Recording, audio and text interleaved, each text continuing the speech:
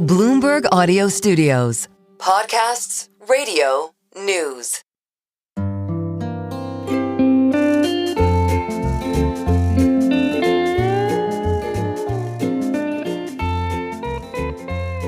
Hello and welcome to another episode of the Odd Lots podcast. I'm Joe Weisenthal. And I'm Tracy Alloway. It's a few weeks ago, but last month Trump was in Saudi Arabia. He was in the Middle East and he sold a bunch of chips.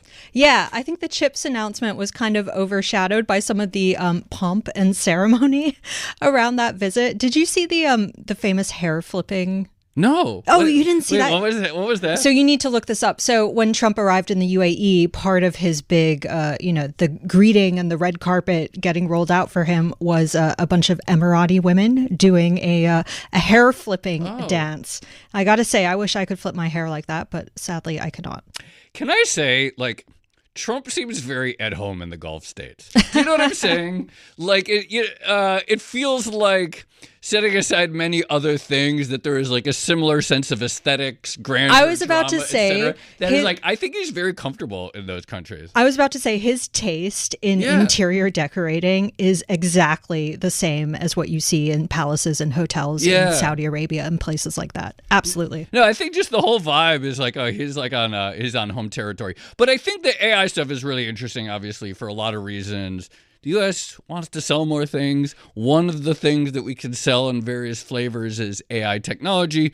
But there's this weird, I don't know what the word, cross currents or whatever, which is that we want to sell more stuff, and yet we also don't want our stuff to be in the hands of perceived geopolitical rivals, and so we cut off our own sales. China is obviously the most salient example here.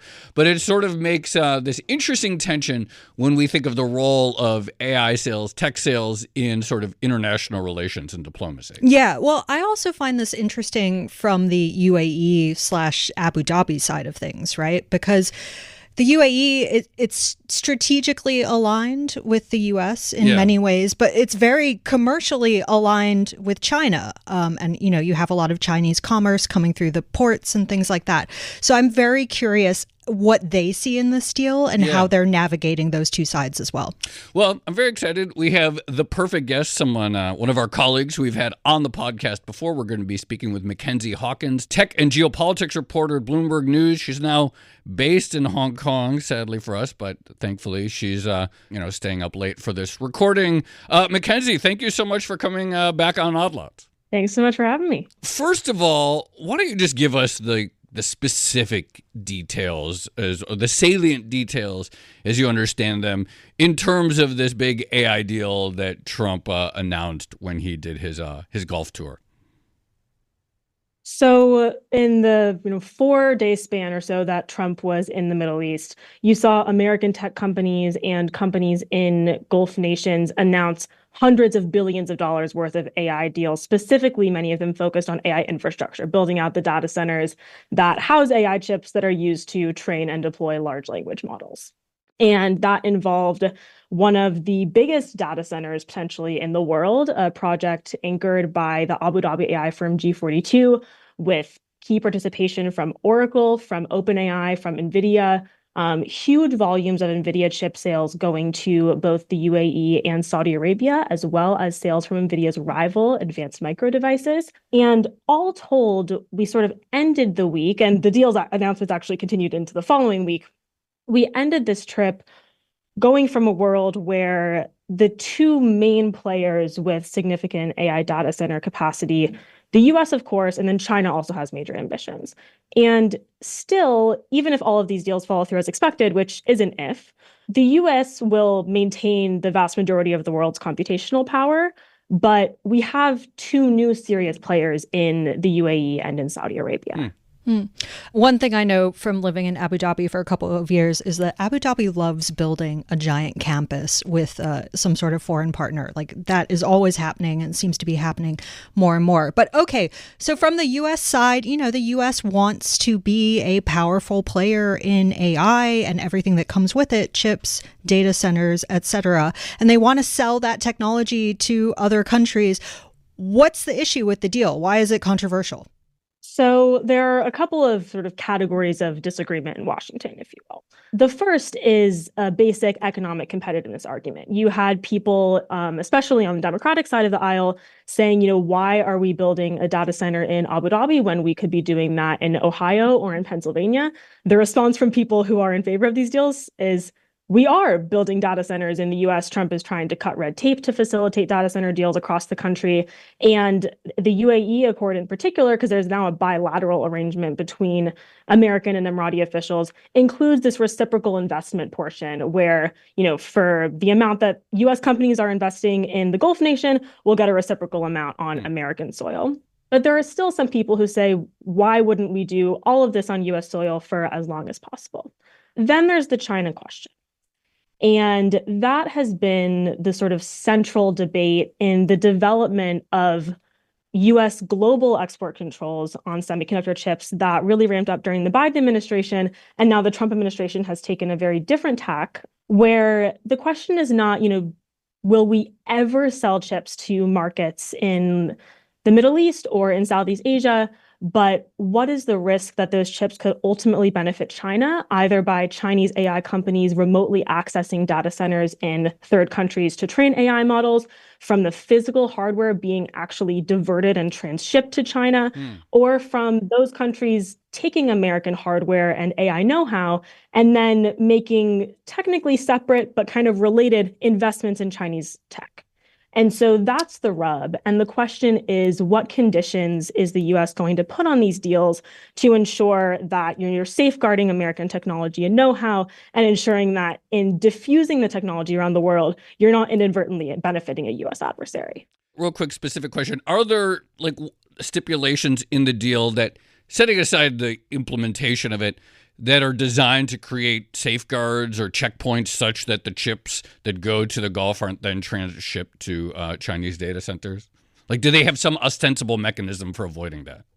Yes. The US government has a small handful of export control officers that operate globally. And by small, I mean very low double digits, that can go in and check physical facilities and see, okay, are the chips still here? They talk to the data center operators and such. The Trump administration has asked for more funding for the agency that executes those controls. And there are high-level provisions in this bilateral arrangement between the US and the UAE about preventing diversion to China. There are also high-level provisions about restricting China's remote access to facilities and around inbound and outbound investment from China, reciprocated with the Gulf nations in question. Those are high-level arrangements. And the big company deals were announced when the security arrangements remained at a fairly high level. And so there are some folks in Washington who are concerned that the US didn't hammer out all of the specifics, dot every I, cross every T, before announcing these deals and touting them as major wins for American economic competitiveness and national security.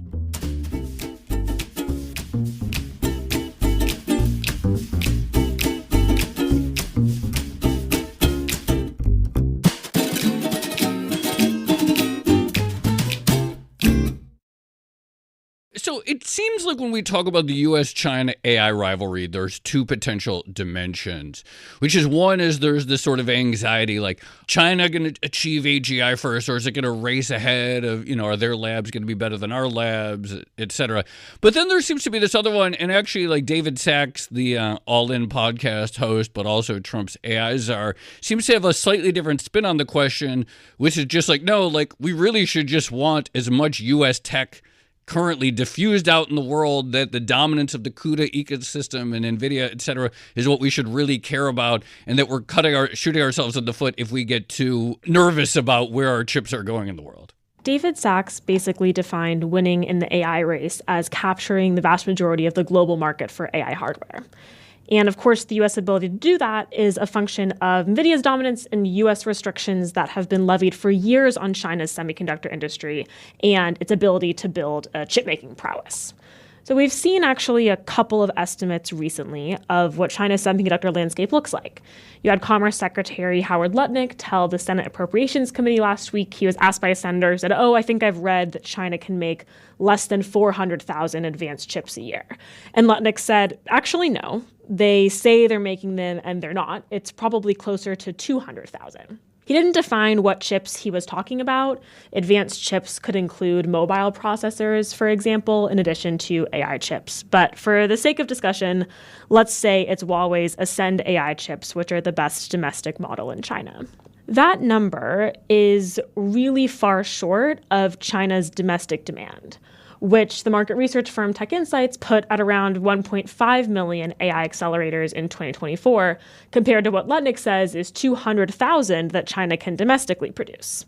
There's another estimate out there from the research firm SemiAnalysis that says China can produce around 380,000 of its most advanced AI chips domestically, and that will reach multiple millions next year. Now, in addition to China's domestic chip-making capacity, there's also a significant infusion that Huawei got from ordering a reported 2.9 million chips from TSMC, the global leader in actual chip manufacturing, through an intermediary that has since been sanctioned by the US government. And that's not an insignificant one-time infusion into China's stockpile. Now, the Biden administration released a rule in their final week in office, increasing due diligence requirements for foundries, which are the companies that actually make chips designed by others.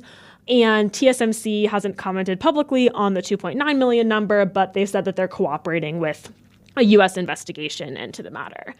So the question for the U.S. is not, will China ever develop good chips that can compete on a global scale? I don't think that policymakers from the Biden administration to the Trump administration have any reservations really about thinking, of course, China's a serious competitive technological player. It's about when that could happen and when that could happen in a way that would allow China to export in significant quantities to foreign markets. So there's this really interesting example that happened a couple of weeks ago, where the deputy communications minister in Malaysia, in a speech that was picked up in local media, said, we have this new national AI system that's powered by 3,000 Huawei Ascend chips. Now, 3,000 chips is like a super small number of chips. It's a fraction of what's needed for a mid-sized data center. But it was the first known example, or at least one of the first known examples, at least the first that I had tracked, of an international deployment from China. And so there was this big reaction in DC of like, oh my God, it's happening. David Sachs tweeted, as I've been warning, the full Chinese stack is here. We rescinded the Biden diffusion rule just in time. That's a reference to global semiconductor controls that the Biden administration imposed on pretty much the entire world in their last week in office. And David Sachs finished, the American AI stack needs to be unleashed to compete. So I was super interested in this. My colleagues in Kuala Lumpur were super interested in this. And so we called the Malaysian Communications Ministry. We said, hey, can we get some more information about this project? And they said, oh, we're retracting the Huawei part of that speech. Now, important context for this is that it came a couple of days after the U.S. Commerce Department had issued guidance saying that it considers the use of Huawei's Ascend chips anywhere in the world to be a violation of U.S. export controls. Now, they've since removed that anywhere in the world line. It's like this whole thing in the ongoing U.S.-China trade negotiations. But that's an important piece of understanding Malaysia's reaction here. So we published a story that was basically like Malaysia's distancing itself from this Huawei project. And the response that David Sachs had to that after on Twitter was, that's not a lot of chips, but it does show China's intent to export the Huawei plus DeepSeek stack. DeepSeek was also part of Malaysia's approach. And it's a harbinger of what's to come. Now, Malaysia is like, we're going to assert our sovereignty. We get to decide which technology we want to use. But it was really interesting to watch the reaction to this play out in DC because, on the one hand, some people treated it as evidence that the threat they've been warning about is here. And the U.S. therefore needs to be super aggressive about exporting NVIDIA chips as quickly and as widely and in as large quantities as possible. And there are some people who read it as, this is propaganda. This is Huawei trying to demonstrate that it can export internationally when really it can't even meet domestic demand. Now, last thing I'll say here before I turn it back over to you guys is there was a really interesting interview with Huawei's founder in People's Daily, the official newspaper of the Chinese Communist Party, just, I guess, today in Hong Kong, yesterday in DC, depending what time zone you're in, where he said, Huawei's actually still behind the US. US is overestimating our capabilities, but we're making progress. Now, Huawei is still constrained in large part due to US restrictions on semiconductor manufacturing equipment. Since you brought up the global export controls on chips, it seems to me like there's a fundamental tension here where if you want to export U.S. technology, you kind of have to accept that some of the risk is that it's going to leak into parts of the world where, you might not want it to be. So China. And when I imagine, if the U.S. says it wants to release its tech stack globally, sorry, I have an image in my mind. It's like release the hounds, release the tech stack. Yes.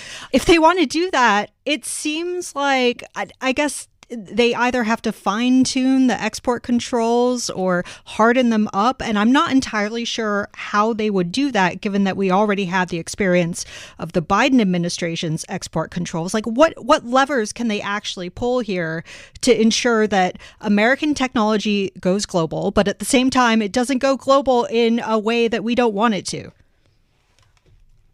It's a really challenging question. I mean, that's why you saw the Biden administration essentially pause large-scale NVIDIA and AMD AI chip shipments for the better part of a year.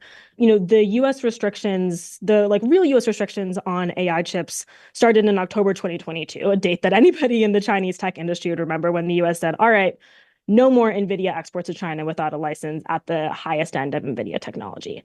That's a month before ChatGPT launched. And if you think about what's happened in the, nearly 3 years since then, there's this massive interest from countries all over the world in developing what's, people in the industry call sovereign AI. Basically, the idea that as a nation, you have the hardware and software infrastructure to develop, train, deploy your own AI models. And the Gulf is a really interesting first case study of a really organized ambition to make that happen. But there are countries all over the world that want that. NVIDIA CEO Jensen Huang has been talking about that for a very long time. I mean, Sam Altman has been going to the Middle East looking for funding for US infrastructure projects, of course, setting up what became this 5 gigawatt data center in Abu Dhabi. And the Biden administration, after they restricted shipments to China in 2022, followed up a year later, expanding the restrictions, not just on the technology that can go to China, but also the global footprint of the controls. And they added around 40 countries on the basis of the risk of diversion to China. And then about a year after that, in their very final week in office, they released this global framework called the AI diffusion rule that basically split the world into 3 categories of chip access. In tier 1, you had the US and very close partner countries that the Biden administration viewed to have similar export control regimes and capacities to those offered by Washington. In tier 3, the bottom, where you have China, Russia, Iran, North Korea, US adversaries that basically just continue to not have effectively access to advanced American tech. And then you had everybody in the middle, which was most of the world, everybody from treaty allies like Poland to Singapore to Yemen. And the Biden administration's approach was, we're going to cap the number of chips that can go to these countries. But a company can apply for a license called a validated end user designation, which is fancy Washington speak for basically, I'll submit to you the security requirements that I'm going to apply for to a data center that I'm going to build in X, Y, and Z place. And in exchange, you're going to make it easier for me to get licenses to ship to that place in the future. And because I've made all of those security promises, my projects are going to be exempted from the national cap in this place. And the Biden administration's goal was to set that cap at a level that incentivized companies like Microsoft or like Oracle to agree to a bunch of security conditions, apply for licenses, and then, sure, go ahead, build your data centers in the places that you want to, as long as you keep most of your compute capacity in the US and friendly countries and no more than 7% of your compute capacity in any one country that is in another tier. So it's this immensely complicated regulation, got a lot of blowback from all over the tech industry, although a couple of supporters of some of the provisions. NVIDIA, will surprise nobody, was one of the strongest opponents. Oracle was also a huge opponent because that cap on putting more than 7% of your capacity in any one country was a big problem for Oracle's massive planned data center expansion in Malaysia. So you had this big jockeying for position among tech companies and also among countries, some of whom were like, we cannot execute the plans that we want to within the constraints of this cap. Others of whom didn't necessarily have super ambitious data center plans, but were kind of like, what the heck? Like, why are we being put in the same category as this country or this country or this country? I mean, you had a couple of European Union nations that were put in tier 2, but most of them were put in the most preferential tier. And so the EU is like, okay, are we trying to disrupt free trade within the bloc? And that debate sort of carried out all throughout the first couple of months of the Trump administration before the Trump officials decided, all right, we're axing that rule and we're going to work on a replacement.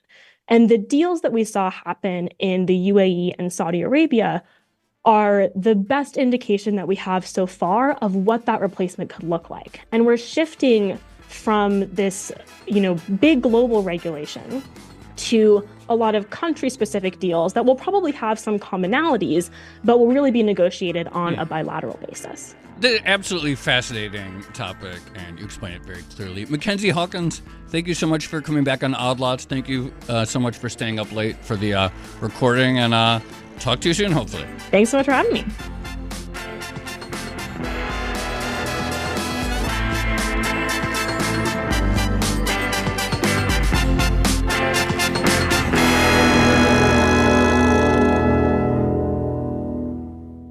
I find this story to be extremely fascinating for multiple reasons. I guess one is like, when we think about like export controls or we think about what you sell, you often think like traditionally like defense tech, right? And so it's like, okay, you have to make a deal at the high level before one country can buy jets or whatever from you. But AI is so weird because it's also just this commercial tech that companies are going to use in random chatbots and software as a service applications, et cetera.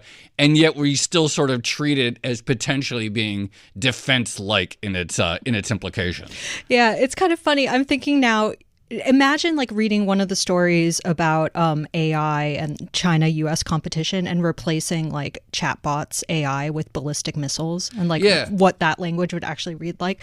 But okay, two things here. So it is true, people talk about the race for AI supremacy in these sort of militaristic terms, which obviously raises the question of what exactly success looks like in this sphere. And you brought up the point that, some people seem to think it's achieving AGI first. Some people like Lutnick and some people like Sachs seem to think that it's basically taking market share or having dominant market share. And I don't know, like it strikes me that there's probably not going to be a moment when the US can declare victory or China can declare victory, but we should at least have some sort of like agreed idea of where we're heading here. And then the second thing I was thinking about is, again, because all of this is constantly couched in militaristic language and basically competition between the world's two biggest economies, you can think of data centers as critical infrastructure, right? Yeah. And so I guess the question is, should we be building more critical infrastructure in a place like the UAE? On the one hand, the US and the UAE have a strong partnership. There's a US military presence in the UAE already, US border control at the airport, which is very, very convenient.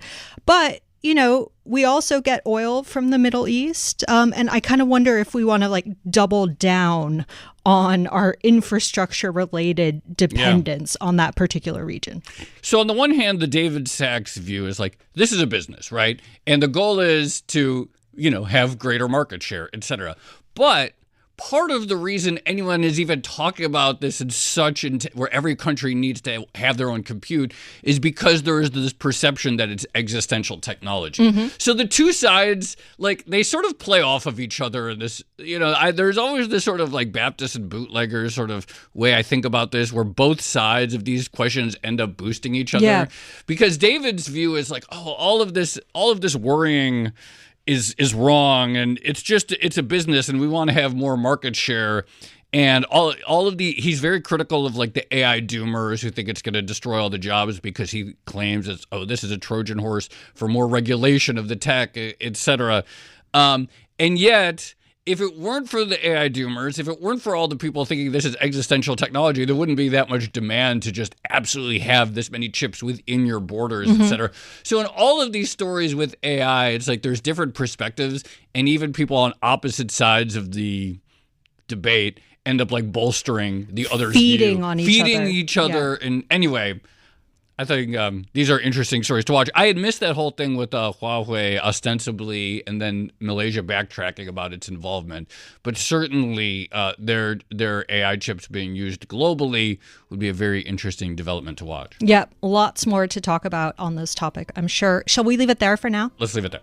This has been another episode of the Odd Lots podcast. I'm Tracy Alloway. You can follow me at Tracy Alloway. And I'm Joe Weisenthal. You can follow me at The Stalwart. Follow our guest, Mackenzie Hawkins. She's at Mac Hawk. Follow our producers, Carmen Rodriguez at Carmen Armin, Dashiell Bennett at Dashbot, and Cale Brooks at Cale Brooks. For more Odd Lots content, go to Bloomberg.com/oddlots, where we have a daily newsletter and all of our episodes.